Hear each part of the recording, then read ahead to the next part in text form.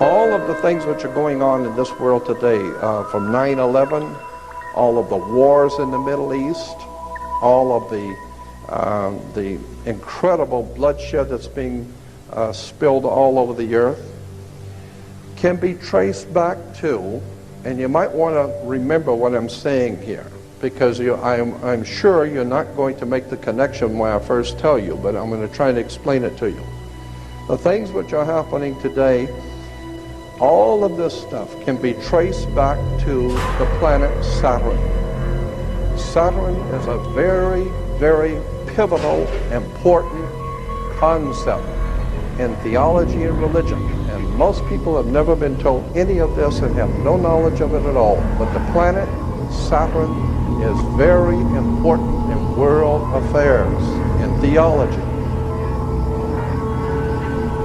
In the Islamic belief, the holy city of Mecca, which is in Saudi Arabia, Mecca has a Masonic circle, and within the Masonic circle is a square, because you got to do everything on the square, remember.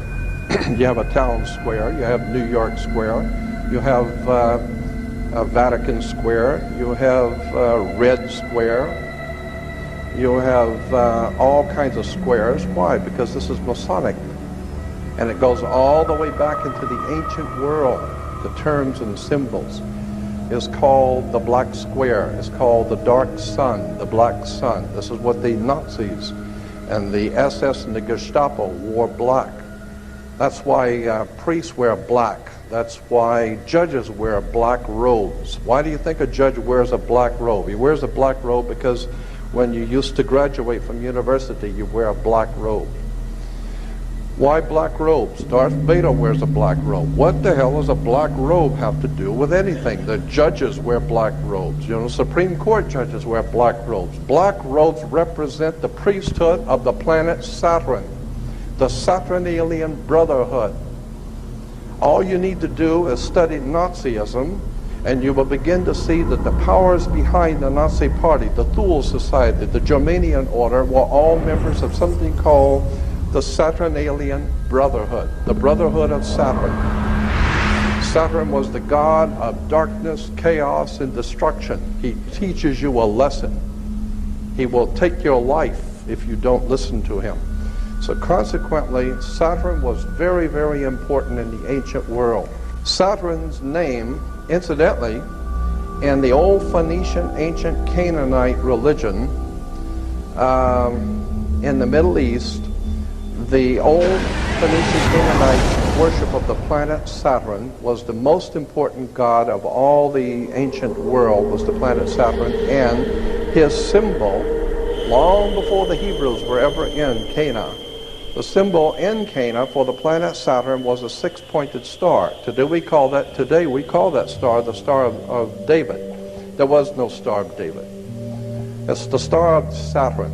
All of the Jewish reference books, all the Encyclopedia Judaica, you go to the synagogue, go up into Mulholland Drive, up to the Jewish University and spend 3 weeks there and look up Saturn. You'll find out that 98% of all Judaism is a worship of the planet Saturn. Better wake up and understand where this stuff comes from.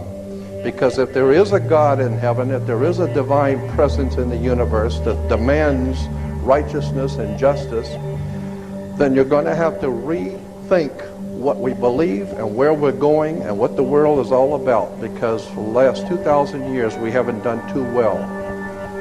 Logic alone should tell you that when Jews were being marched into concentration camps, they were praying obviously to their God for protection and for help. There was no help coming. Christians have been praying to God to help this nation, to protect their family, and evil grows and multiplies each day. And the more Christians pray, the more evil the pervasiveness becomes. And the reason why is because we are not in tune with the universal God force. We're not in tune with the truth. We're in tune with what we've been told is the truth. We understand that thing that we've been told about government, that we have to pay your taxes because that's the law. You think, what law? Where is there a law that says that? Well, it's in there somewhere. No. Where is the law? And then you find out, well, it was just a lie. The whole thing was a lie. The whole thing is a sham. Saturn was referred to, as I said, its symbol was the six-pointed star. Today we call it the Star of David. Saturn was referred to as El. E-L. El was the god Saturn in the old Phoenician Canaanite system. And consequently, anyone that promoted the worship of El is where we get the word elder.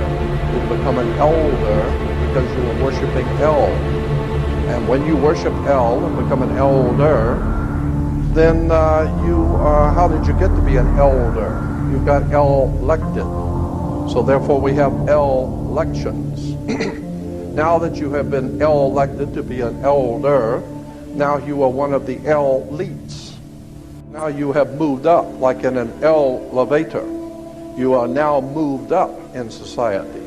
Consequently, it's all money. It's all manipulation and exploitation coming out of Phoenicia, Canaan. It goes back to the old Sumerian, Babylonian systems of words and terms and symbols and emblems that have been used to manipulate the whole human race. Because our masters don't give a damn about you or your family or your destiny with God. All they care about is what they have always cared about, and that's controlling the whole damn world. Somewhere along the line, we're going to discover we've been had, if we haven't already figured it out.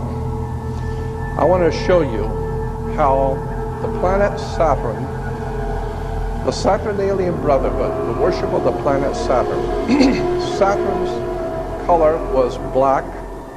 The black, each one of the gods and each one of the planets were associated with a different color.